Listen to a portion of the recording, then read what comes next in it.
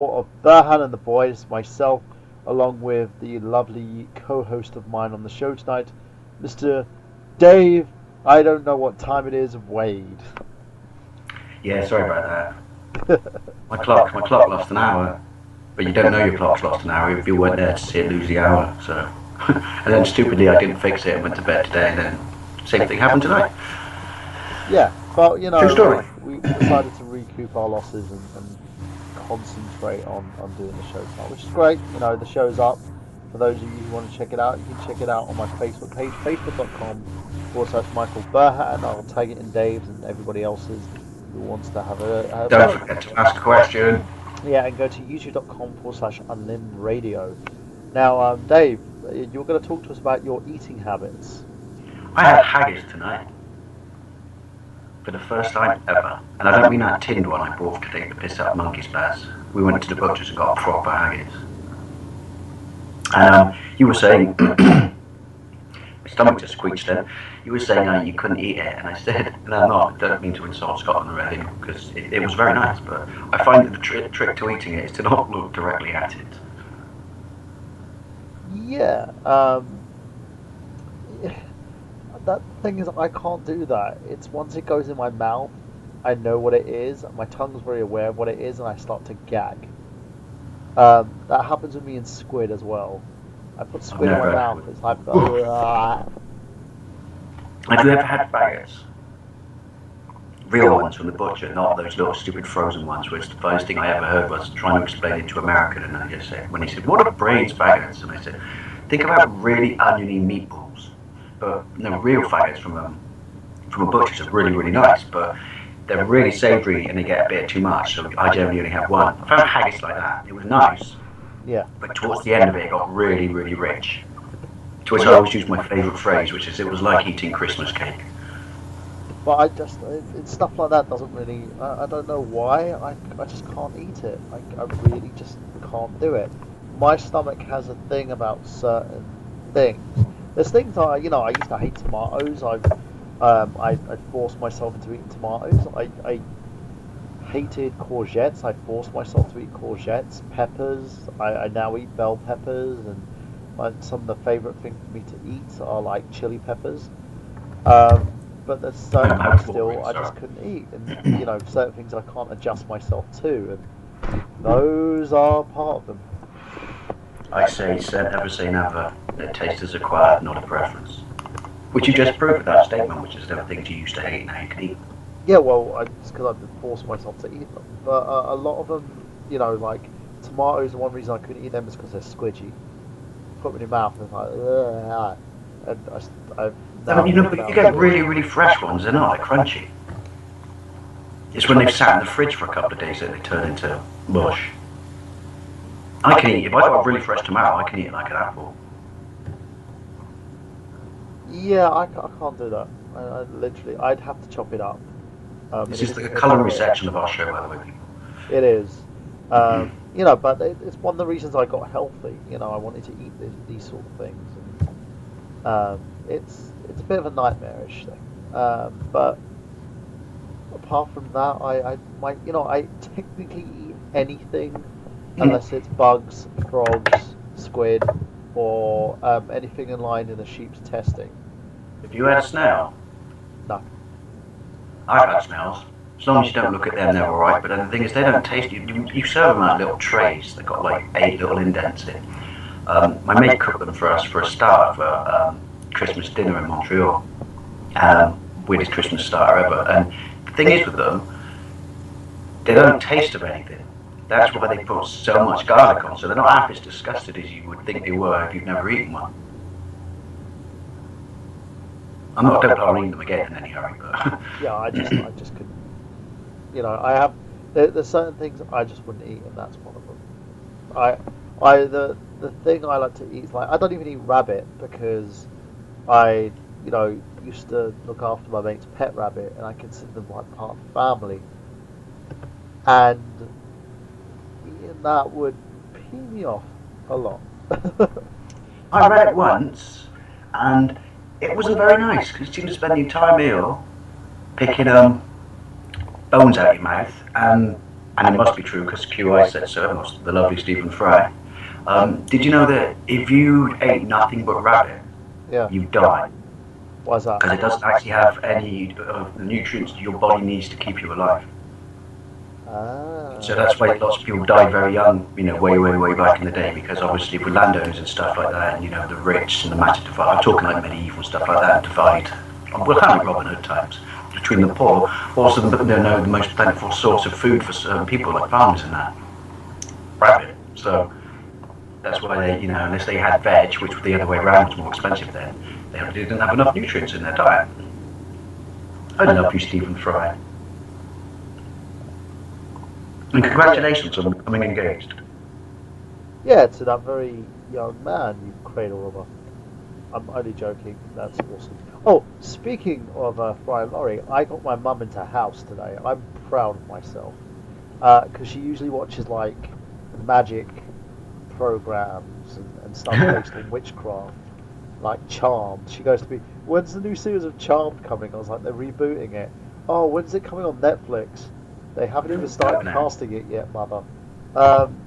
So I was like, she goes to me, "Can you put anything like that on?" I was like, "Well, you could watch House," and she's really into it. She's enjoying it so far. A little bit ashamed to admit, I've never ever seen an episode. Yeah. It's not because I've gone out of my way to avoid it, I've just never seen an episode. But I'm really backed up my TV box set.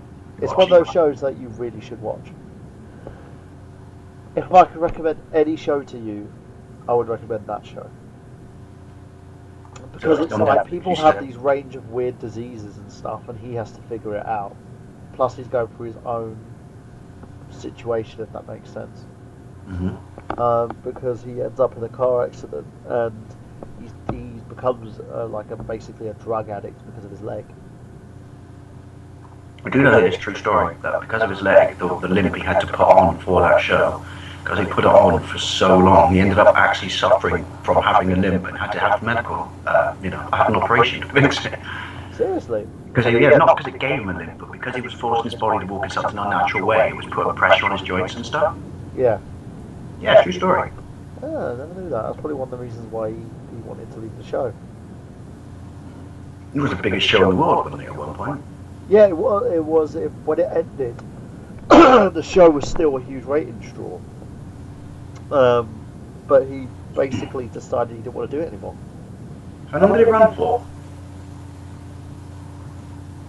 I believe it was. I think it was 5 or 7 seasons. Does that mean in France it's called Maison? Maison.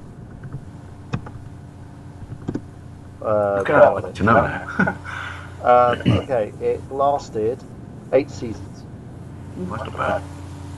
Yeah. Speaking of something that just ended this week, Anger Management ended on its 100th episode.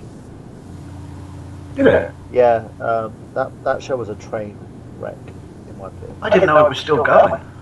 Yeah, Charlie. Basically, for those of you who haven't watched it, the show was Charlie Sheen's excuse to do tons of drugs, not turn up, and still get paid. Yeah. And it was directly because of him getting fired from doing tons of drugs, not turning up for 2.5 Men, wasn't it? So he's like, screw you guys, I'll do my own show. After his tiny little bit of somewhat semi-mental breakdown on the internet. Yeah, it made it had a lot of views. It basically at one point hit 7 million views for the first episode, and then people realised it was bullshit, and then ended up stopped watching it. And I enjoyed the show. I enjoyed it for what it was. But yeah, it was one of those things where it was on life support, so you knew when it was going to end. Well, it's funny, I mean, I really like 2.5 Men, and I used to like Charlie Sheen. I don't hate him now, but it seemed to me that Charlie Sheen stopped acting a long time ago and just started playing Charlie Sheen. Yeah, definitely. It's like every character he plays now is Charlie since... I mean, it worked in 2.5 Men, but 2.5 Men had such good writing. Yeah, plus him, he had such good chemistry as well with his co-star. What's his name? John... The guy from Pretty in Pink, isn't it? Yeah, John something or other. He was actually saying that he's bald. He's naturally bald. What, the dude from Pretty in Pink, which I John Cryer, that was it. That's it. Yeah, He's actually naturally bald. He has like 3 hairs on his head. The rest of it's spray on hair. Spray on there. Hair in a can. Spray on hair. And it's currently on its 11th season at the moment, and well, it's 12th season, shall I say? And it's still doing quite well, isn't it? Yeah, him and Ashton Kutcher get married, and decide they want to raise a kid. So they bring a kid in, and these two are dealing. The whole show at the moment is about them being a homosexual couple. Is this for real? Right? Yeah, homosexual couple raising a kid and dealing with their own love lives at the same time. So he's like trying to chase after women, he's chasing after women, but they're faking that they're homosexuals, just so they could adopt a kid.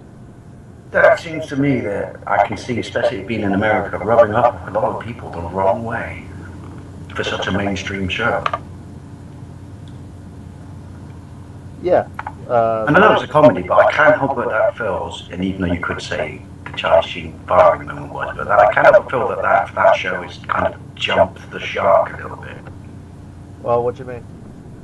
Well, it just seems so far removed from what they would normally do. Yeah, because I mean, it's not like a homophobic way, I don't care. I just don't think it's the right sort of show to do that. I think that's the only direction they could take it, because they kept inferring that these two guys were gay in the first place. Why don't you just do what, accept that, what Seinfeld did and stuff like that, which is go out on a high and just accept that, if you've run out of ideas, that's alright. That's what happens when you make something for so long. Don't change your show drastically away from what its core audience expect from it. It depends what your core audience expect. It's still very highly rated. It's still pulling in its punters, and it's just doing something different from the last season. To be fair, I haven't watched any of the Ashton Kutcher episodes apart from one. I enjoy them. I really do. I think him as Walter Smith is fun. But now it's kind of fooled everybody to think that Ashton Kutcher is smart. So he's probably smart than Charlie Sheen. Yeah, no, but he's like getting Android tablet deals and stuff, and him acting like he's a businessman, which I just think is hilarious. I think his finest work was in that 70s show. I think he's a good actor. He's not amazing. I think one of his finest moments was Butterfly Effect before his career went down the shitter. There's another good movie he did actually, which I did kind of enjoy. What was the one he did with Kevin Costner? Was it The Guardian or something? Yeah, something like that. They're basically, it looked like a Stallone movie. Yeah, but it was good. I like the basic premise, and they had quite good chemistry together. Yeah. It's funny. Costner's one of those people that after he's got more bad rap for acting, even though he's a really good actor. He did really solid, good action films. Then he did his Oscar pieces, and then he went to the self-obsessed, futuristic, apocalyptic, personal pet project movies that kind of seem to have ruined his credibility. And you forget that when you go back and watch certain movies that he's in since then, that he's a really solid actor. Yeah, it's. I understand that totally.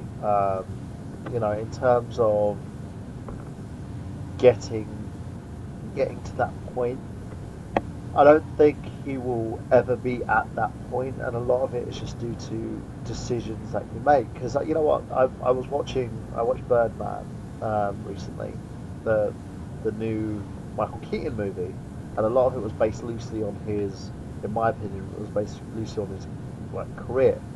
So it's semi-autobiographical? Kind of. Autobiographical.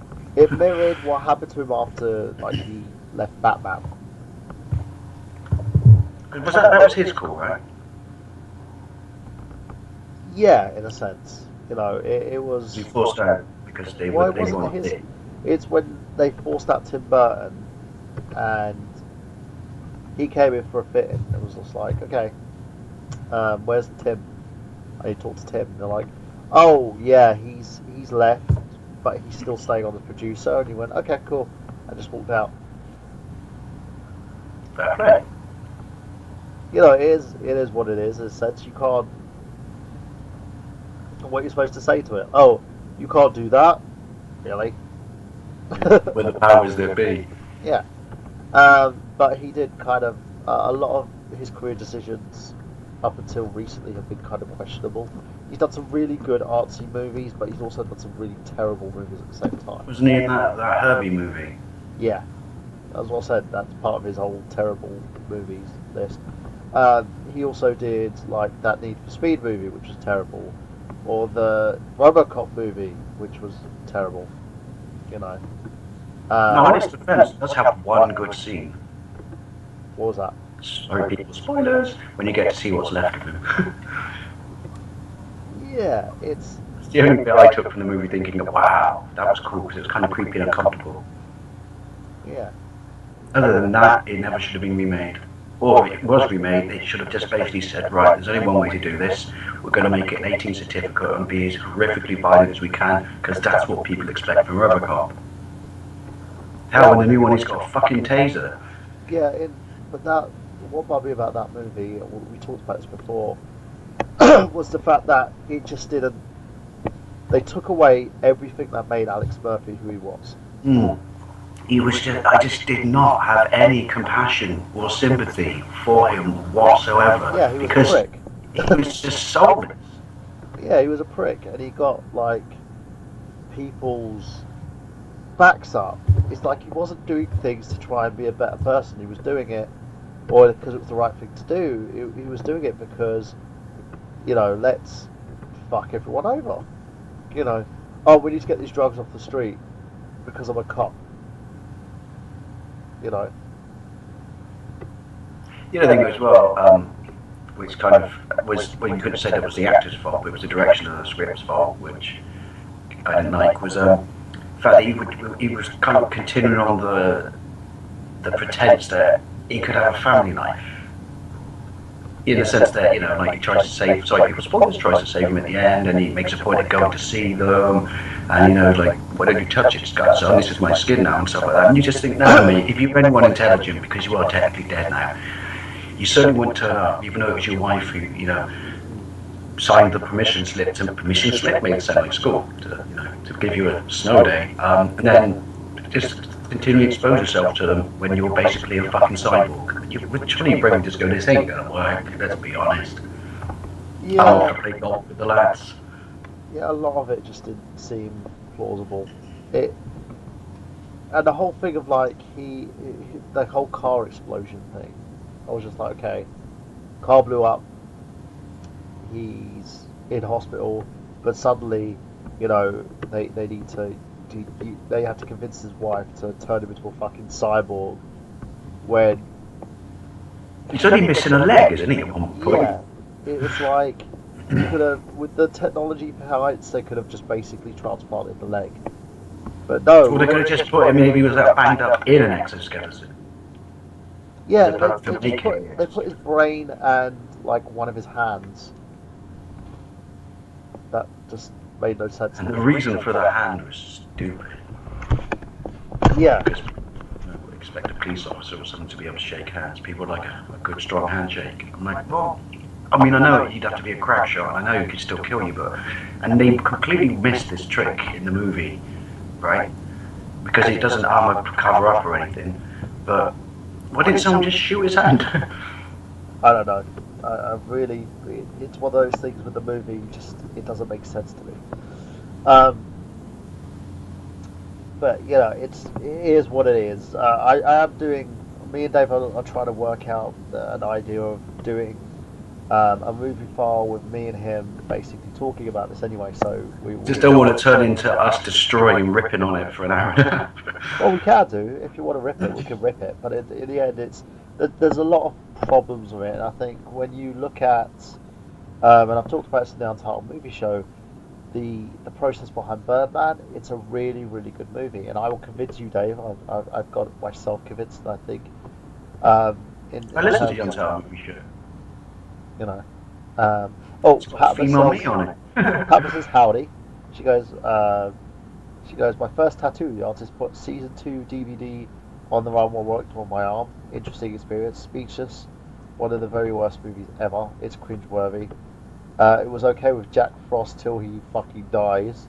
Saw that in theatres on a class field trip the last day of school before I. Oh, you poor thing, Patmos. That's just really bad. Like many Christmases, your favourite actor at this point is playing a dickhead, and now he's dead. And White Noise had potential. Yeah, that did. I have to admit that did have potential. Is that a zombie and TV one thing? You know the one where and he gets like he thinks it's his wife. Yeah. Talking to him from beyond the grave. It turns out it wasn't. There's something more sinister. There's two of them, isn't there? I don't know if he's in the second one. No, he isn't. I haven't seen that in years. I do remember quite enjoying it. Yeah. Not saying it was groundbreaking or anything, but I do remember quite enjoying it. Yeah, it is. It's one of those things you look at it and think. And she says, Michael Keaton, stop dying on me, please. No more bad movies. His part in the other guys was perfect. Yeah, I do agree with that. The whole like Salt and Pepper quote. No, not Salt and Pepper. TLC quotes. Don't go chasing waterfalls. You know, please stick to the rivers and the lakes that you're used to, guys. And they're like, are you quoting TLC? And he's like, no, it's stuff that I say, being inspirational. I don't know what you're talking about. It's hilarious.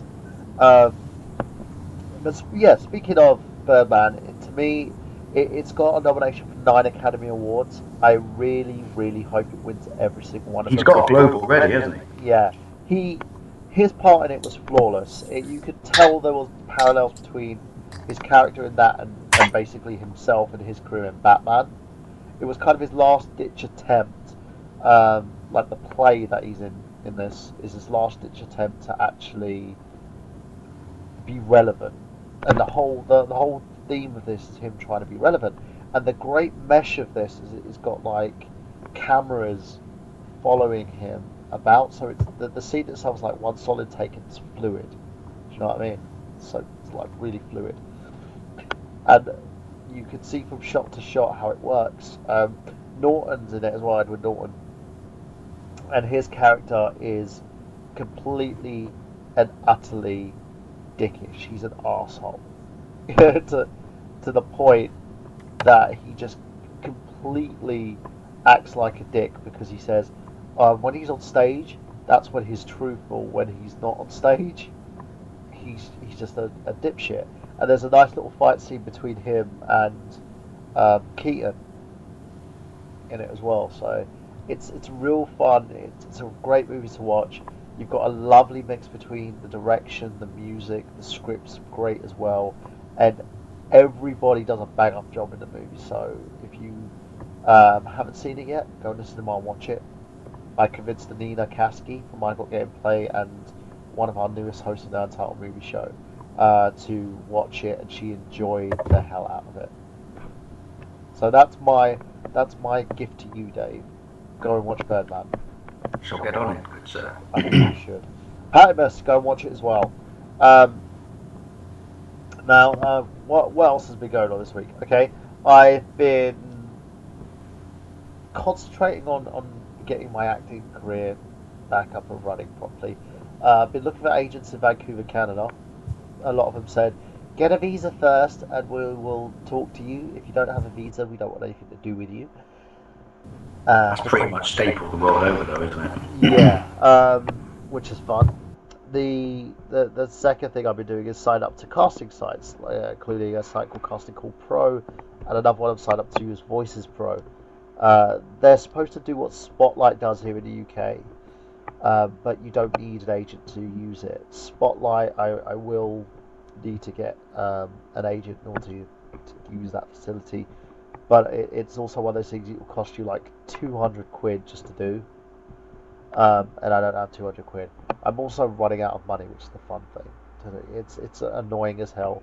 I've put these I Got Gameplay t-shirts, guys, for those people. And 200 quid what, to join the casting website? To join Spotlight, which is basically a casting website, yeah. That's exuberantly expensive. It is, and there's no monthly payments to it. You have to pay it all in one go, which is annoying as hell. It's the most ridiculous thing that you've ever seen. In America, they don't have that. This is the thing. Over in the UK, it's expensive. You have to go sign up for Spotlight to get your Spotlight pin. Once you get your agent, you have to also sign up for equity, right? Which is our version of the Screen Actors Guild. You know, and once you sign up for equity, then you look for castings. Then you've got to sign up for several different casting websites. Then you've got to look for castings on your own because your agent doesn't really do much unless they have something specifically for you, because they deal with you and about 20 other people. Then you've got to send out resumes. Then you've got to send out spec letters and stuff to casting directors and bits and pieces. Then you've got to schmooze. Then you've got to go to all these different parties and stuff, and it all costs money. And the problem is, if you're a starving actor, by any sense, you really can't get a grip on the ladder. So you need to find another job so you can feed yourself and do all these other stuff whilst trying to act at the same time. Hasn't that been what it has technically been all along, though, isn't it, really? Not necessarily. Before the industry, you never really had Spotlight before.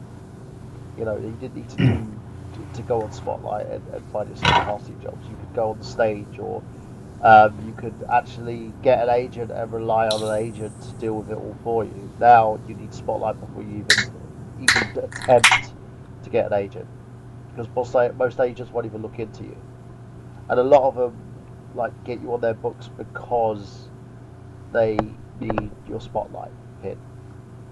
So basically, they're crudely out and out straight making money out of you, and if you get something out of it, then good for you. But ultimately, you're their property for them to make money off. Pretty much, they take 20%. Plus the amount you got to pay equity, plus the amount you got to pay Spotlight, plus all the other bits and pieces you've got to pay for. Do you absolutely have to be or go this route? Because it sounds to me that the bottom line is they're just. In the UK, you do, yeah.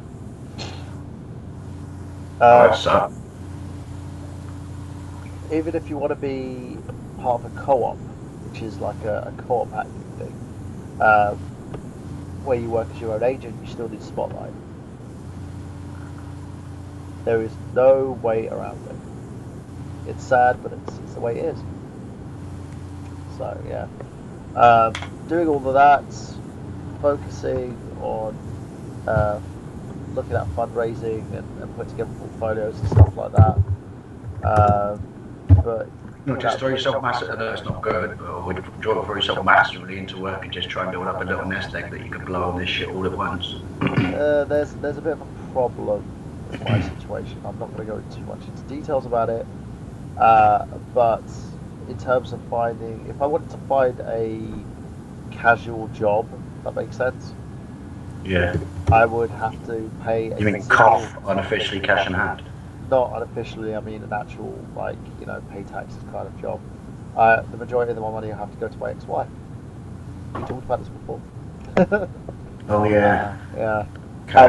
And you were there when my ex-wife decided to call me that day. I was. That was an interesting experience. Oh, dude, seriously, she's not the nicest person in the world. That's all I'm going to say about that. She tends to play the whole tit for tat thing, and I just don't really want to know. I don't do tit for tat, so I'm not going to jump into the situation and explain I don't want to open that kettle of fish. It's funny you say fish. That's just giving me a perfect segue, because I've never seen it before, and I'm kind of watching it in the background, which might be. I haven't paid attention, obviously, because it's muted, but maybe it's because it's muted that I'm just thinking the worst thing about this movie. But have you ever seen Good Luck, Chuck? Yes. Right, because I'm watching it without sound. What the fuck? Either he's just the biggest man whore, or he's a prostitute who doubles as a dentist, or he's stupid because Jessica Alba's lovely. I don't know, but it just, if you watch it without, oh my god, it just got worse without any sound on. It just seems to be him continuously shagging, while still trying to woo the woman he's just decided he loves. Yeah, just basically, he's a dick.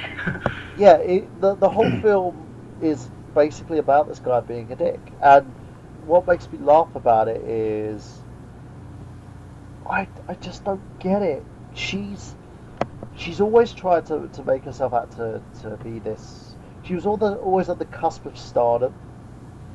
Alba. Yeah. but she's one of those people where she's the only person who's ever gotten away with doing nude scenes, but not actually having her own body in those nude scenes. Oh yeah, she's got a very strong stance on that, hasn't she? Yeah, a lot of them do, and it's like, okay, you're not going to do it, then why just don't include the nude scenes in the movie? Don't have a fucking body double. It's not fair that you're going to be using some other poor girl's breast. Well, yeah, just pick a project that you if you want that, then I think that you're doing a project for the wrong reasons because you're seeing it will be successful and you'll make money out of it, it will elevate your career, but at the same time, you can't be completely in love with the project, else you wouldn't have, not because I would want to see it, I'm just saying you wouldn't have a double.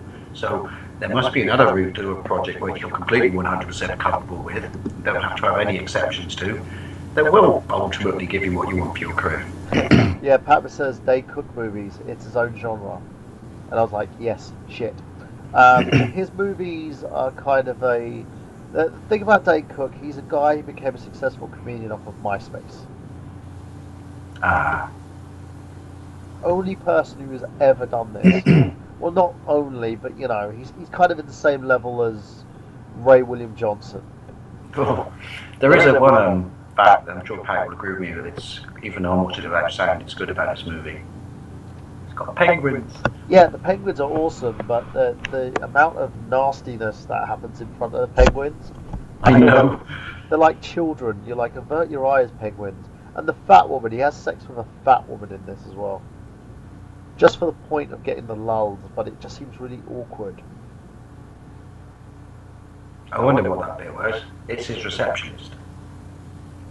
Yeah, no, there was this one where it's been a while since I've seen this movie because I watched this movie because I was going through a series of Dane Cook movies for some stupid reason when I went through my divorce. You mean there's more? How many of them are there? Yeah, it was in 2010 when I ended up leaving the ex. I was in my brother's room and he had his PlayStation 3, or I had his PlayStation 3 in there, and he had his Sky Digital box. I was sleeping on his sofa, and I couldn't sleep. I had this huge case of insomnia because I was stressed out, and I started watching Dane Cook movies, and yeah, that just made things worse. But I remember this woman begging him to have sex with her because everyone he has sex with ends up getting married. That's the hook in this movie. Every woman he has sex with ends up getting married. So he had sex with this big fat woman who was going yes, yes, yes, and he just, the look on his face is priceless because he looks really awkward. So was he actually doing that for a good reason then? So she could get married? So she could get married. So she I have no intention of watching it again with the sound up track, do you understand that? I'll tell you that much. Yeah, she goes, does Ryan Reynolds know that he's stolen his haircut? Waiting was funny when I was a dickhead college student. That was as much Dane Cook cinema as I could have. Yeah, but Waiting, Patmos had Ryan Reynolds in it, so... Well, here's a contradiction in terms. Right, there's a channel called Movies for Men, yeah? So you would think it would be like action movies and stuff like that. It has mostly softcore porn and serials. Well, you might be surprised what's on it right now. What's that? Mighty Joe Young. That's a kids' movie. Yeah, that's not a movie for men. That's a movie for kids and mothers. I feel that somehow their title is lied to us. Us big girls need loving too, Patmos says. Sometimes everything you grab feels like boobs. What's not to love? No, but Patmos, there's a difference between being a girl with hips than being a house. You know, the kind of woman that would... She's so huge. But I thought you loved House. If she... See what I did. Yeah, I love House MD. I don't like houses in my... I cannot date a woman who looks like Jabba the Hutt. I've said it. You may think I'm arrogant and superficial, but I've said it. I cannot date a woman that looks like Jabba the Hutt. And we're back to one viewer. well, we've gone up to 3 ever since I said that statement. And a lot of that is just basically because of the fact that it's just, one, it's nothing's going to go up from that. There's no blood flow going to there because there's no attraction. 2, even if I do manage to get it up, every time I do it, all I'll be hearing is. I can't help but think that when you talk about sex, our title means something else. Burhan and the boy. Burhan mounts the boy. No, boy referencing your penis. You ain't mad at me, fool. Patman says Dane Cook film marathon would be definitely be appropriate during a low point in someone's life. Yeah, it really is, because it makes you put into perspective of how good of an actor I am as opposed to Dane Cook. Yeah, Dane Cook was one of the cooks. So she goes, it does count as a Dane Cook movie. But the movie was so good because Ryan Reynolds was so good in it. And it had that weird freaky kid from Die Hard 4.0. You know, the one with the... Oh, the one from Jeepers Creepers. Yeah, the one with the hair. He's not actually a kid. You think he's a kid, but he was like, I think he's in his mid-30s, isn't he, in Die Hard? Yeah, he's really... They've kept trying, for some reason they've tried so hard to get him to be the next big Hollywood star. Yeah, I remember that. Everyone said on the back of Jeepers Creepers, oh, this kid's going to make it, he's going to be the next... I can't quite like that movie. But yeah, number 2 does count as Dane Cook's movie, Pat, so I agree with you on that one. But number 2 was shit. So, yeah, that's the whole faculties of making a good Dane Cook movie. It has to be shit. Well, there you go. Here's a question then. What's your favourite Ryan Reynolds movie? There's a few. But the one I think that made him sold him for me, because I used to watch Two Guys and Girls in the Pizza Place. I used to watch that all the time. But the one that sold it for me was... So what was that? Was that his TV show or something? That was a TV show that he did, yeah. And it also had the gentleman... what's his name in Firefly? Nathan Fillion. Nathan Fillion. He was in it. I love you, Nathan Fillion. He played You're the girl's amazing. boyfriend. But yeah, Ryan Reynolds, for me, the one that kind of set the tone of him and made me laugh was Van Wilder.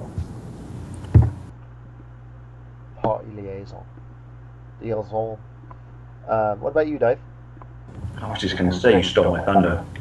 I know it's a cheap, cheesy movie, but it's one of those movies that it's genuinely really, really funny all the way through, even though it's incredibly crass. Yeah, and I watched it because it was a Lampoon's movie. Most people don't really know that. Yeah. Plus, it's got two of my favourite scenes. One, when the dog's in the jacuzzi with him and his massive bollocks. Justin Long, that's his name, Patmos. Justin Long. The guy with so he covers the dog's eyes, doesn't he? So he can't see his massive bollocks floating in the jacuzzi. Yeah, in the second, when, it's when they make the cake. Or they turn the dog's fucking jizz into cream puffs. People doing cream puffs, aren't they? Oh, it's really warm. Oh God. Oh, that. Call up his list of movies on Wikipedia. I could do it on IMDb because I haven't. I'm just struggling. I can't think of any other ones apart from Blade 3. I love that movie as well because he was just vintage Ryan Reynolds in it. I love the bit where she's like, "Where is it?" And he's like, "It's in between the deep tissue layer of the meat of my ass cheeks." You know, and he cracks me up every time. It's like when Triple H goes to him, "Where's my dog?" Like closer than you think. They were clearly trying to make Blade into a spin-off franchise with him at that point, though, weren't they? They were kind of focusing more on his character.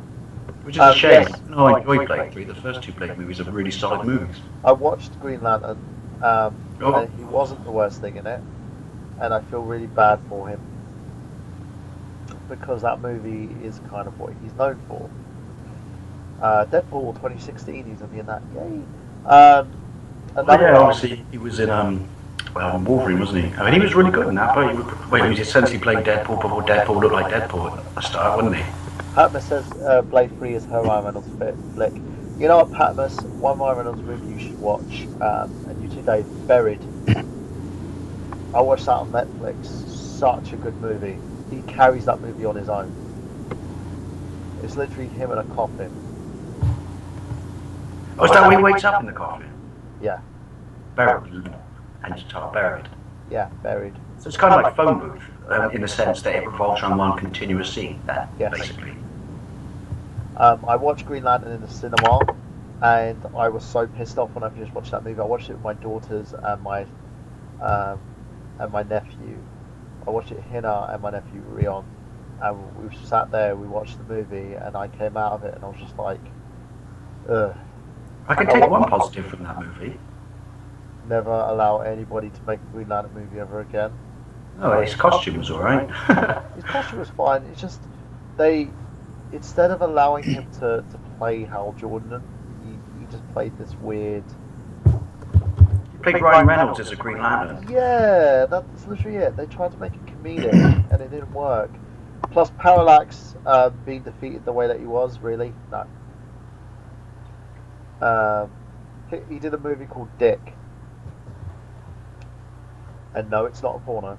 Yeah, the proposal. I watched the proposal with him and Sandra Bullock, but yeah, it was forgettable. He did the change up.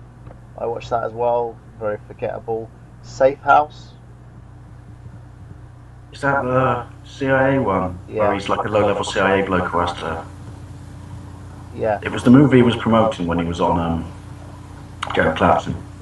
I tell you what, I completely forgot that he did this one, and this one was actually quite. It wasn't a perfect movie, but it was quite interesting. I thought the Amityville Horror was alright.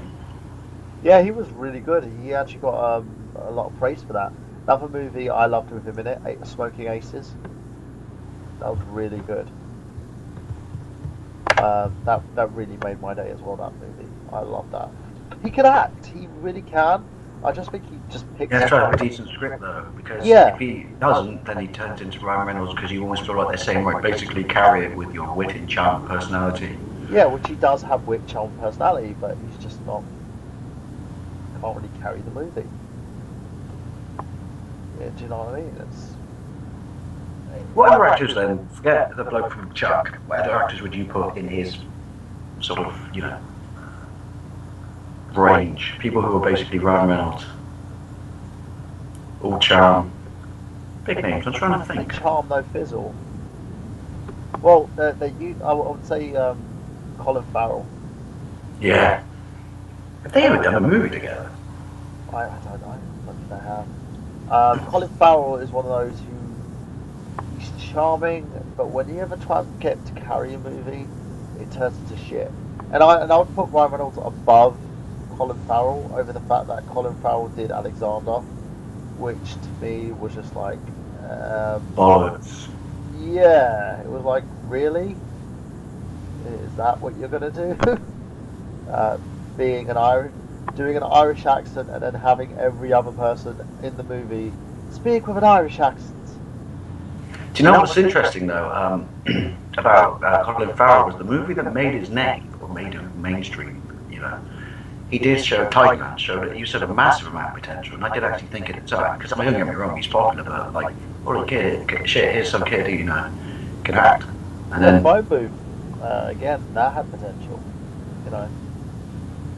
it just didn't really. Everything else afterwards just kind of went down the shitter. I loved him. He was one of the best things about the Deadpool movie, Daredevil movie. Oh, Daredevil. Yeah, when he played Bullseye. I loved him as Bullseye. Oh yeah, that's right. So I was thinking, no, he's brilliant. He was a brilliant Bullseye. Yeah. It's just another one that really. Well, we've talked about this before on the Untitled Movie Show that I actually really like the Daredevil movie. Not saying it's perfect, but I enjoy it. I think once you take out Jennifer Garner, then the movie actually seems a bit more coherent.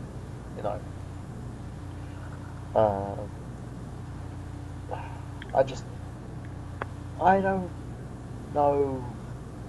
Let's not forget his leaked internet porn movie. I haven't seen it, but really, you're someone else who's done that. Apparently, he couldn't get it up. One of the reasons why he wanted to get rid of it was because it kind of took away his sex symbol status because he was really shit in bed. I'm scrolling through the list of Ryan Reynolds though, and it's lots of stuff like uncredited cameo. Yeah, he was funny in Ted. He just walks in, and he's like, "Yeah, this is my boyfriend. His name's Jared." Then they kiss, and then he walks off. It's like I text some guy to punch me in the face at 5 a.m, and he did, and I enjoyed it. I think I'm gay. So did the X-Files. Yeah, that's another thing. The X-Files is returning, by the way. Oh, rebooted? Or... No, same cast. Mulder and Scully coming back. I really did enjoy the X-Files at the start back in the day before the whole alien conspiracy plot got so like you had to commit so much of your time to it, and if you missed an episode, whew, good luck catching up. I would say the first 3 seasons were amazing. Yeah, I agree with you on that one. It's it's a I shame. quite like the original movie as well, which starts off because that was supposed to be a trilogy of movies that tied up all the story. Was the first movie starts off about the alien stuff? Because if you read their put on a page on Wikipedia that it's actually been cleared by oh, who's the bloke who wrote it again? I keep forgetting his name. Scar. Yeah, and he said this is this is what's going to happen. Was it ends up with they end up in hiding and the aliens start to populate the world. It was going down a really dark path, and that was going to be the third movie. But they did such a change with the route. Did it the second one with Billy Connolly. Yeah. That they killed any chance of that franchise. Because I like the original movie. I did too. Apart from one really annoying bit, which is it's because the show carried on after it, which is seriously. What was the name of it? Skolder? You mean Mulder? Mulder and Scully, sorry, I combined the name. The fact that she never believed in aliens. And it's like, really? Did you forget what happened to you at the end of the movie? No, Yeah, you did. Look up and see that big fucking thing, and it clearly couldn't have been anything other than a fucking spaceship. Well, the second movie, I enjoyed it. I enjoyed it because of what it was. You know, it was just, it was like a feature-length episode of The X-Files. Yeah, well, they went back to the Monster of the Week formula, didn't they? Yeah. And it worked. It was good for what it was, and I think they're trying to... I'm not saying it killed the movie franchise. Did it? Because it made money, didn't it? Well, that's just what Carter said. It wasn't, at least by the network, not networks, the studios, considered successful enough for him to get to make his final movie. Even though he openly admits that the second movie wasn't the movie that it was originally going to be, which was carrying on from the first. That's a shame, because I think it did well. Now moving on from that, I believe. Games you're playing this week? Who's playing? So games you're playing this week? Oh, what am I playing this week? I played Dragon Age Inquisition. Tried to do a live stream, my internet connection's not fast enough to do it, so I had to put a halt on that and just continue playing the game. I've been really busy doing some editing and stuff like that as well, just trying to get things done this week. Been hitting the gym a lot more. I've just realised how small I am in comparison to my lovely brother. I've posted a picture on my Facebook page of my brother and myself wearing our Mega Man t-shirts because I got them from the States. And I have to admit, you know, Rommel Customs, freaking rip-offs. Because this is a recent thing though. It never used to be like this. Yeah, the package that I got from the States with the two t-shirts, because it was valued over £15, they charged me £11 extra to receive my package, which they called a customs charge for t-shirts. It's like, seriously, the most ridiculous thing in the world. What did the customs slip say on it when it said contents of box? It just basically said items are valued over £15. What you have to say, and it still works for me at least, is get them to say gift, used toys. Yeah, no, it works. It works for everywhere, but they didn't do that. They decided to do something different, so I ended up with that. So, but as I said, I'm not too annoyed about it. It's happened. My brother got his present at least. But the price you paid for living on an island nation. Yeah, it makes me question whether or not it was a good idea, but still. And plus, I got a limited edition Smash Brothers Mega Man T-shirt, so I'm alright. Not manufactured by Nintendo. It was manufactured by this T-shirt company called T-Public. So yeah, it's fun. Guys, I'm going to level with you. I am extremely tired today. I have been running myself ragged most of the week trying to find work and getting my acting career and stuff all sorted out. It's been menacing. What about you, Dave? Apart from, like, you know, not waking up. I've been playing an enormous amount of Captain Toad. I'm about 35 levels in. How There's much is 70. that, by the way? 30 quid, it was a bargain.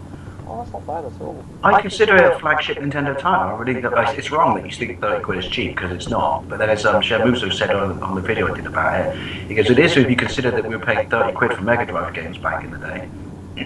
Yeah, you know, we're paying Yeah. 30 quid for any old shit, and you know, just the fact that people pay 40 to 60 pounds for games like Assassin's Creed Unity, which get released unplayable.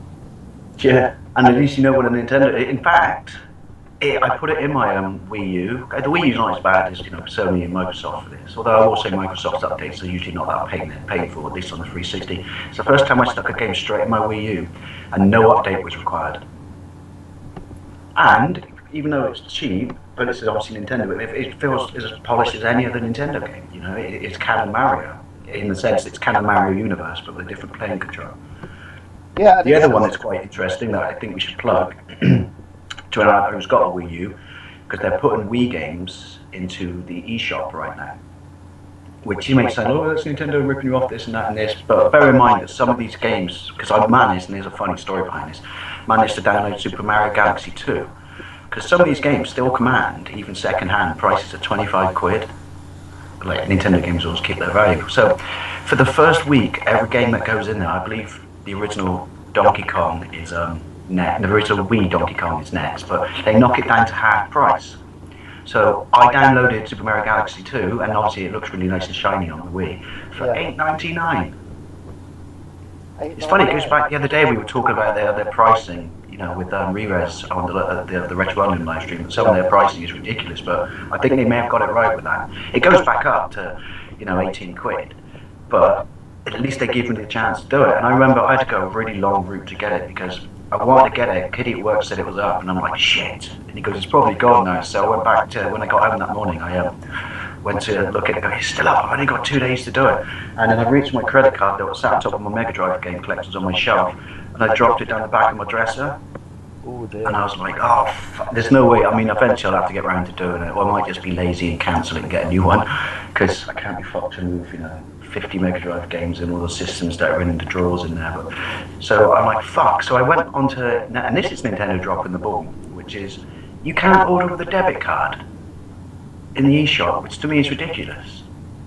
Yeah. So I'm like, and because obviously bearing in mind the number of stores that actually carry Wii U games, and then will actually carry the full range of being able to buy eShop vouchers and cards, I had to wait for my day off, and then basically drive all the way downtown to the main shopping centre in Broadmead, so I could go into a game and buy a card, so I could get this game, because I just simply couldn't use a credit card to get it. But I got it with 1 day to go. Well, I was on the day of the reaching midnight and it expiring, so I got it, and it's absolutely brilliant. And well, you can't get it now, people, but I would say if you've got it, you keep an eye on the eShop, because I believe the next one after, and this is a bargain, the next one after Donkey Kong is going to be Metroid Prime Trilogy, which carries a really high price if you try and track it down. Well, And I really regret selling mine because I was an idiot, because it's worth a fortune. let me ask you a question, Dave. A friend of mine asked me this question recently, and it's a question that I think I need to ask our audience anyway. What, if you see a girl, right? Now, at first she said to me, if you meet a girl, what's the first thing that comes into your mind? Call me, let's do lunch. No, I mean, like when you see her. You see her, she's in front of you, what's the first thing that comes into your mind? And this goes to girls. If you see a guy, what's the first thing that comes into your mind? I was explaining that I get awkward, right? If I basically have, like, if I've never met the person and I see her from across the room, the first thing, and say like me and you are sitting there and you like to me, hey, would you do that? I'll be like, yeah. Yeah, but if it's a first chance meeting, the first thing that goes to my mind is I feel really awkward. Do you know what I mean? I don't know what else to say. Do you know? It's I am the most awkward person when it comes to meeting the fairer sex. Well, when it comes to meeting anyone, really, because when you're in front of me, I go quiet and I don't say much. You go quiet, surely I go not. quiet, yeah, and I don't do anything until I get to know you. Once I get to know you, it's different. When I'm on the internet, it's different. I'm bravado. You know, I can sit there and I can have a laugh with the best of them. But when I meet someone and I like them, it's just like, I don't know what to say. You know, Hello? can you hear me, Dave? Sorry. No, I was saying that's what you should say. No, but it's like, you know, my brain knows, my brain's screaming at me to say something, and my mouth's like, "Duh, duh, duh, duh, duh, duh, duh." You know, do you know what I mean? And I have to get my bearings, and then eventually the conversation becomes more organic, and we start You talking. turned into the bloke from On the Buses. Pretty much, and it's a situation I have. It's a very hard thing, and I have to get over it because I have stage fright as well. You know, I'm the only guy who does theatre and acting and who's done professional wrestling that has fucking stage How do fright. you get over stage fright then? I walk up and down the stage. I think of everything. It's the same thing what I do when I want to, you know, make a move, so to speak. I go through a process. I walk up and down. I pace for a second, take a deep breath, and say to myself, "Fuck it," and then just go out there and do it. Weird? And you take that approach to birds. Yeah, I take that approach when I'm at when I reach the point where I know I need to kiss the girl. Do you know what I mean? And that's when the song from The Little Mermaid kicks in. La la la la sha la la la la la bye oh bye. Yeah. I'm not gonna start singing it because at the moment I've got a cold, which doesn't make things even worse. No, if you've got a cold, it means you can only do Barry White covers. Let's get it on. Ah, baby. Yeah. So all I know is when it comes to that thing, that's my confession. That's the confession I made to everybody. What about you, Dave? What's your process when you meet a girl? I just take I turn my brain off and say, make no assumptions until you've talked to them for at least an hour. Because in my mind, that once you start talking to something, everything becomes easier. And if you build stuff up in your mind before then and think all kinds of things, unplug your brain is what I'm basically saying, then you're just going to trip over yourself. Yeah. I'm not very good at it, though. I'm not saying that, you know, but it's like I say, pro tip, but make yourself the blanks, you know, Yeah. slate.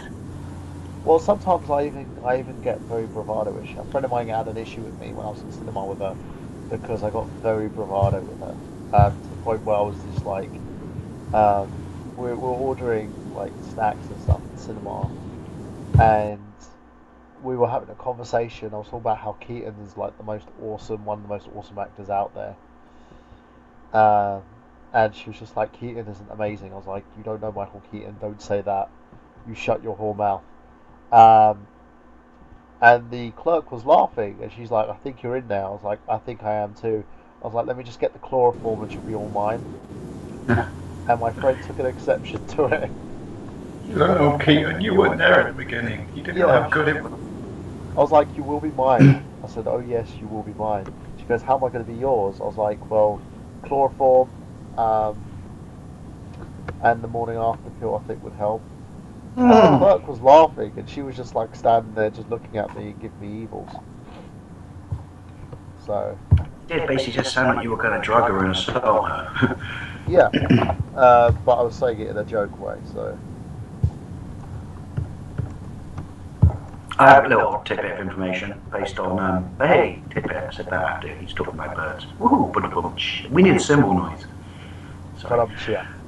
And did you know that Nintendo is getting rid of Star Points? Yeah, they get rid of the eShop. They get rid of the Club Nintendo. They said there will be some other form of, you know, loyalty. When they find And the thing is, I've gotten a few things out there. Going right back to, you know, Star Points on, because they were on GameCube as well, weren't they? But I've currently got 5 cards to put in, and the problem is, and no, I've got sort of spot on about this, which is it's a shame that it's going because it does work and reward you. There's not enough stuff on there, but the problem is the process of putting in one of those vouchers is so laborious and long. It's like 2 pages of questions, and you just, where did you buy this game? What's the exact time you bought this game? How many family members were around you when you bought this game? Was it sunny, snowy, or rainy? Like literally, and loads of them just contradict each other and ask the same bloody question. And that's why I like the shop and the free stuff you get, but you cannot put a voucher in under 4 minutes. Yeah. It's so annoying, which is why I'm always so backed up. I should just do it when I get a new game as opposed to think I can't be asked, because then once you become backed up, you're fucked. Then you've got a whole night, seriously, a whole night just banging in bloody vouchers because it takes so long. That's why I've stopped doing it. Plus, the stuff on the UK one are shit. You know, it's ridiculous how they have a lack of everything. The point, it's just... It's only like 3 pages on each section of products, though, isn't it? Yeah. So it'll be interesting to see what the new system is when it comes in, but it does make me curious as to think whatever it is it's still going to be a really, really long and laborious route to go to redeem your voucher. Kind of, yeah. It's, you know, it's one of those things where... Oh, by the way, if you've got the voucher for the Smash Brothers for the 3DS, if I redeem it with my copy for the Wii U, I get a special free character. Alright. So, if you still got that... I actually still have it. Ooh. But once I redeem it with my copy, do I get a free character? You do. You get Mewtwo. You can have it. Yay! Well, you can have the game until I stop being lazy. Yeah, exactly. Get a day job and I can get to the post office. Because on my list of things to do, get a day job. There was something else I was going to mention in the world of Nintendo. Well, before you do that, I want to mention something else on the world of dating. Women, guys, if you don't like someone, be honest, communicate. For fuck's sake, right? The issue I've had when I've given my number out to someone, well, cough drops, I disappear, come back, date rape joke. Yes, Patmos, date rape joke. Communication is key here, right? You meet someone nice, you switch numbers, you text, and then the other person thinks, and this is what a friend of mine does as well, because I've grilled her on this. The other person then decide they don't like you and will just halt conversation, pretend they're busy, and then you basically say, look, just tell me the truth. Okay, I don't see this going anywhere. Brilliant. I will delete your number, you delete my number, we'll move on. Thank you very much. How easy is that? That's all you've got to do. I'm not going to get offended if you don't like me. You don't have to give me your number. You don't have to talk to me. You don't have to pretend you like me. It was a brilliant thing Radio 1 used to do years ago when it was the Sarah Cox breakfast show with it. And they could only do it for a few months before people caught onto it, but it was, if someone is hitting on you in a club, be it boy or girl, and you just want them to back off, give them this number. And they had it named so it sounded like a real mobile phone number. And then they would play the messages that the person left live on the radio in the morning. Yeah, but it's one of those things where I just find it ridiculous. I don't why have we gotten into a point where, you know, where say like if you're fed up with someone, you can't just confess to them your issue and then let it go. You know, I'm always about talking, you know, conversing and finding a way to resolve any differences you have. You don't have to say, oh, I'm gonna be with you for the rest of my life. If a relationship fizzles out, don't cheat. If you're not interested in someone, tell them. It's not hard. Oh, I don't want to hurt their feelings. Okay, you don't want to hurt their feelings. Don't you think it's going to hurt their feelings when they find out that you're not interested and you've been leading them on? Seriously? I'm alright, Dave, or I'm alright? Sorry, I had to go to blow my nose. Sexy, I know. Yeah, you're right. People, I don't know, people don't like confrontation, do they? I'm not justifying it, by the way. And you are Yeah. right. Yeah, it's one of those, I don't understand it. It's, to me, uh, people just boggle my mind, you know. Oh, and by the way, National Rail, go fuck yourself.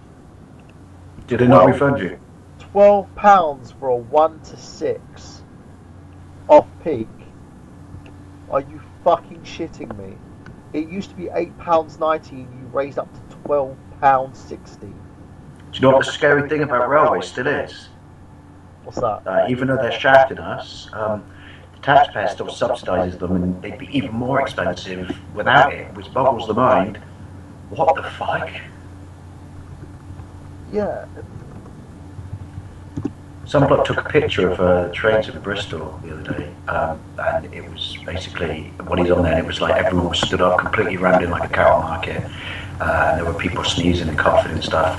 And so he named and shamed them on Points West, which is our local TV show that comes in after the news. Because on BBC, every region has a different one, don't they? And ours is Points West. And do you know what they turned around and said? Great Western Railway. Oh yeah, one way there's a problem. We're working with the government watchdog to resolve it.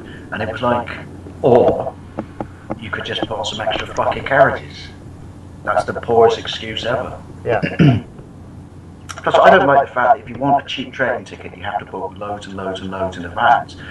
And if you buy it on the day, it's almost 1.5 times the same, more expensive, which boggles the mind because it means, well, you could have charged that price anyway. Possibly if you did charge that price, then you would have the level of commuters you need and not need to fleece everyone with your shit customer service. You know what I mean, don't you? It should just be that price, period. yeah. Well, And the thing that makes me laugh is they're cutting down staff members now and increasing like ticket barriers and like automated gates. You're doing that, but yet you're increasing and fare hiking. The fact is, they cannot justify their fare hikes, and I'll say this for a fact. It's like the whole thing about government not being able to justify taxes, to the point now where literally over here in Lewisham, every single road is being dug up for some reason or another.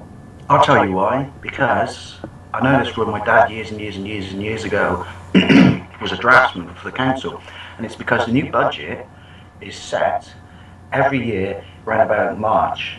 So what they do is, to at least justify that they're going to get the same budget as last year, they have to spend it in its entirety, and the easiest way to do that if you're running out of time, which is true, by the way, it's not a conspiracy theory, because a few people come on TV and say it's the easiest way to use money up before your deadline is to just roadworks. And that's why you always see, and people are suddenly get it now, and the penny will drop, and that's why you always see roadworks at this time of year on roads that you're like, why the fuck are you being dug up? You're only dug up last summer. Yeah, there's literally over in Lewisham, like town centre, 7 roads are being dug up at the same time. It's literally there's next to no pavement left because all that's left is because everyone's doing work at the same time. It's great. You're giving jobs to people who otherwise wouldn't have it, but seriously, guys, you're taking the fucking piss. You know, there's kids going to school. There's parents taking their children out here, there, and everywhere. It's ridiculous. And it seems to me when they go on the green gauge, which is we need to do something about all this traffic and this congestion, and we better tax people and do it at charges and this and that. And I can't help but think that most of the congestion of traffic is caused by roads not being maintained properly, or the fact that there's a constant amount of roadworks that don't need to be done and aren't maintaining the road. It's a catch-22. Yeah, but it's always the motorist's fault, even though it's like, well, you're the one digging up the road for no reason. Yeah, and it's getting to the point where it's dangerous now. It's making things a lot more dangerous. But going on from that, I want to ask each and every one of you a little question of what do you think, in terms of your dating scenarios, what was the best dating situation you've ever been in and what was the worst? And, oh, yeah, Nintendo are still copyrighting claim YouTube videos, guys. I did everything right recently. I did my Rather British review My video is transformative, so each image leads on to another image. So transformative means as long as it's only a few minutes of footage, it's not too big, and it's not like a huge let's play, they won't copyright claim the video. Secondly, music. Don't have any Nintendo music in there. If it's music from their games, they'll copyright it. Don't have that in there. Did they go after your Smash Brothers one there? They did. Because the funny thing is, they never went after not my Smash Brothers one. Well, they didn't actually put my Smash Brothers one on the Wii Brawl. They never gave a shit about that. I mean, I did what you said, and I was really good at that, but they never went after it. Some random YouTuber did. Yeah, no, I've disputed it anyway, because they said there's 2 minutes. The footage, they didn't go after any of the footage apart from a 2-minute little bit of footage that was in there. So I've disputed it, said the footage was transformative, so hopefully they'll drop it. They did go after Johnny Millennium for posting a picture from the new Zelda game in his video, which I thought was stupid. Yeah, it was, but I know where they do that. Sega do the same thing, which is... It's basically, they don't want them against to promote stuff. It's not up to other people because they have their own timeline, which is pathetic. It's called journalism. They're cutting off YouTubers, though. People are doing this to help Nintendo. This is free publicity. And it boggles the mind when they do shit like this. It really does. Oh, it comes back to that little emote they included in Mario Kart 8. Yeah. Which, if you want to get, because it's quite convenient, because you don't have to do it regardless of your quality or having a capture card or anything, which is you can record a race, do highlights from it, and then there's an option Nintendo says upload it to YouTube, and then you upload it to YouTube, and you don't get a strike, but the first thing they say is, right, well, we're claiming this. And yeah. Well, then you almost understand this process of us promoting you by including this nice shiny option that means, for me at least, the only way I can do a 1080 video. Then suddenly you say, right, well, you have to let us stamp adverts all over it because it's our game. Well, then, why did you include this? Or was it, well, we know why they included it, because how many people used that option and then they got to stamp adverts all over it. Yeah, most of my claimed videos are from my Super Mario 3D World Let's Plays for the kids. You know. I'm looking at my videos right now, and not one of my Smash Brothers has a claim on it. And Super Mario 3D World. Yeah, look, I've got one of my Super Mario 3D World videos. Soundtrack administered by Nintendo. Sound recording administered by Nintendo. Sound recording administered by Nintendo. Video content administered by Nintendo. Sound.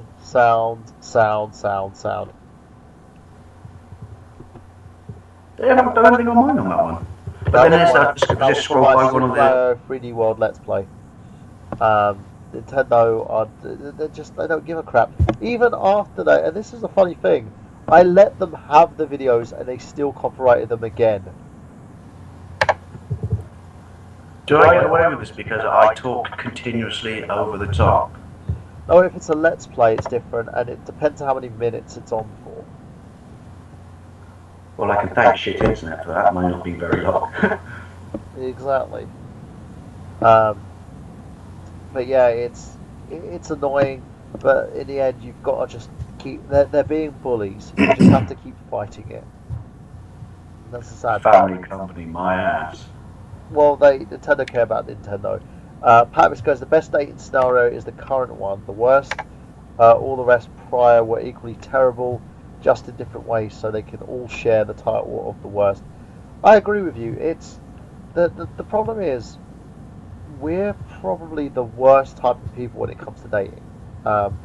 Like, I think we're probably the only animals in the animal kingdom that actually do it. The others just mount them. They'll fight with it. It's like if me and you go into like a bar, Dave, and we're going after the same girl. You're not dating me, mate. No, we'll just have to like fight them, and then whoever wins the girl then gets to go home and have sex with her. That's what most animals do. You know, granted, a lot of them have incest as well, but you know. Seahorses date. What's that? Seahorses date. Do they? Mm-hmm. Well, there you go. Seahorses. Do they feel awkward though? Well, no, they've got the best relationship in the world if you're the bird, because the bird gives birth to the kid, then sticks it inside the bloke, and the bloke has to basically bring it up. What, you can incubate it? Yeah. Ooh. Damn. Glad not a You could seahorse. say that makes seahorses the most unchauvinistic males in the world. Possibly, yeah. How does that work for child support in the Little Mermaid's world? Well, I think that the wife would have to pay the male because he's the one who's incubating it. My friend, oh, I got to tell you this. Did you see my YouTube post, my Facebook post? I think I told you, but I'm going to say to our lovely viewers out there, which is someone at work the other day asked me, you ever wonder why the tide goes out? And I said, oh yeah, it's the moon. Yeah, it's the And he moon. went, what? When the Yeah, and moon he gets went, close to the tide. yeah, and he went, fuck off. You having a laugh? Do you think I'm stupid? Oh, right. To which I said, I don't think you're stupid. Now I know you are stupid. I would have said, I don't think you're stupid. I think your education system failed you. Yeah, but how do you get to, like, being old and not knowing that? And then I made the person promise to never watch Discovery Channel because I never wanted to talk space with them. Because as you know, I love space, but if that's what you think the moon isn't for, then there's no way I'm going to explain everything else. Yeah. And conspiracy theories, you think the moon landing was fake? Fuck off. It was fake, Dave. Did you know they had a state-of-the-art studio? See previous statement. Fuck off. At the end of the day, people have opinions. Opinions are fine. Just, you need to really think. Stretch for everyone. Stretch out with your feelings. Yeah, what's more with feeling, people? But that's just... stupidity is just so bad. Plus, they're so cute. They are, Patmos. So that, guys, it's 3:05 in the morning. I'm about ready to pack in. What about you, Dave? You ready to pack in? Yeah. Yeah, I think so. I'll get a new alarm clock and we'll sort this out properly. Yeah, it's a short one today, being only an hour episode, guys. But we will be back. Scheduled time slot Wednesday next week. Dave, where can we find you? You can find me at Lawn Boys Space Post on Facebook, and you can find me at Lawn Boys Post 1975 on YouTube. And Patmos says some people, regardless of teaching, will never live out the shell as they don't have the desire to learn or understand things.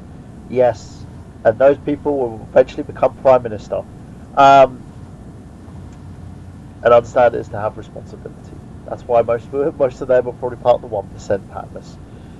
And you can find me on youtube.com/TheNerdGenius. I'm over 306 subscribers. Oh my god! Thank you for everyone that's subscribed. If you want to do me a little favour, for any people out there, I need to get 100 people to buy these I Got Gameplay t-shirts. If you go to our Teespring account, I'll put it on. Why don't you tell some of the good people what good people already have them? Yes, these include Rodbat. It includes a few of our fans as well. Mr. Chris Dace from the Dace Man Show. I have one. I will shortly buy one that doesn't involve me having to get my credit card though. Yeah, it's basically if you just go to teespring.com i/got/gameplay/shirts.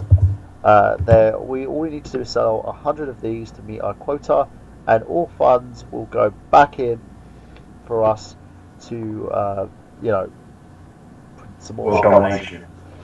Yeah, pretty much I Got Gameplay world domination. And basically we've got 20 days left to make sure. Can I buy it with a debit card? You can buy it with a debit card, yeah. Well, you can do it with PayPal. Oh, I'll do that. Yeah, you can pay by PayPal, peeps. Want mine signed? Yeah, I can get it signed for you. Can you get someone to darn it, sign it, so I can wash it? Yeah, we can do that. But yeah, guys, it's all there. We currently have 0 out of 100 sold so far. Think about it, 100 t-shirts. I've got 1,000 friends on my Facebook. I've got 300 subscribers. If you want a piece of history, get an I Got Gameplay t-shirt. At the front it says I Got Gameplay. At the back it says Have You, with little Space Invader logos and stuff. Are we going? Speaking of people not showing up, I know I've been bad. I learned from the best. Is I Got Gameplay back this Saturday? It is. It is back. I had technical difficulties last Saturday, so I do apologise. I wasn't having a pop. I was just clarifying. No, I understand totally. And by the way, speaking of t-shirts, you don't have to just buy a tee. If you don't want a tee, you can get a long sleeve tee for $16, a Gildan heavy And we grain pity the hoodie, fool who don't like tea. exactly, a heavy grain hoodie for 25, a unisex tank for 16, women's fitted tee for 15 if you're a lovely lady, and a Code V Realty camo shirt for 24. These are really good prices, competitive with companies like Spreadshirts, like T Public, uh, like T Fury. All these guys do these great shirts just like this one for $15 a piece. This excludes shipping and handling charges. If you're from the UK, it's literally £9.99. You're paying £10 for a t-shirt, and you're only paying probably a shipping charge of £2. So that's 12 quid for an amazing, amazing shirt. And you can get one at any size, depending on what size you are. Some like big, some like small. You know, go for it. It's a great thing. And if we can get these shirts funded, if we can fund 100 of these shirts, because what it is, you have to pre-order these shirts. If we can get all 100 pre-ordered, it means I can then reinvest the money to opening up a Slamcast one, so we can get Slamcast shirts. You know, so Then I can be on that one. then Dave could be on that one. We could even do shirts for Mr. Lawnboy here. But get your Oh, idea. I should ask Novabug, shouldn't I? Like, he can send me the template, because there is a template for a Lawn Boys Post shirt. It says Lawn Boys Post 1975 on the front in 8-bit style writing, and on the shoulder, going down slowly, it says, "Oh yeah, sexy biscuits." Yeah, and if you're not a fan of I Got Gameplay, imagine having a T-shirt saying I Got Gameplay, have you? I've been out with mine. People have made comments asking where they can get the T-shirt from. You can get it from here. Make sure you back this. There's 20 days left, so we've basically got a couple of months left for you guys to get your I Got Gameplay T-shirt. Put the link on my Facebook page. Back it. Get 100 shirts, guys. We need 100 shirts sold. If you buy it now, trust me, you'll love it. You've got tons of designs to choose from, tons of different qualities, depending on what you like. So there you go. That, and also the show is sponsored by LAFights.com. So now, signing off, this is Michael Burhan, he's Dave Wade, and this has been Burhan and the Boy, and we will see you guys next Wednesday, 8 p.m. EST. Cheerio. Bye!